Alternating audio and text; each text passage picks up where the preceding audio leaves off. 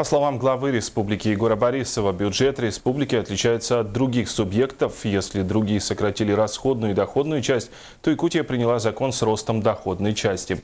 Сегодня в Якутске состоялось очередное 20-е пленарное заседание Госсобрания ЛТУМЭН. В повестке дня 49 вопросов. Сегодня в окончательном чтении принят закон о государственном бюджете республики на следующий год.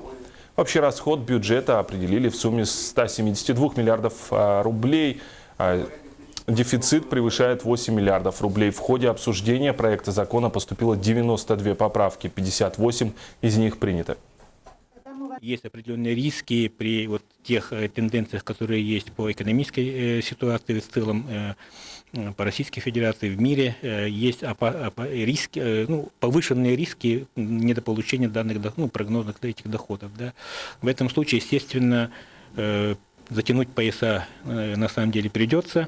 Сегодня, конечно же, правительство республики принимает меры, ранжирует определенные расходы, которые мы сегодня приняли, что первичнее. Да? Естественно, первичные это те обязательства, которые мы так называем публичными, приняты, социальные обязательства, они все будут выполнены 100%. Но, естественно, возможно, если это произойдет, оно может коснуться только инвестиционной программы. Да?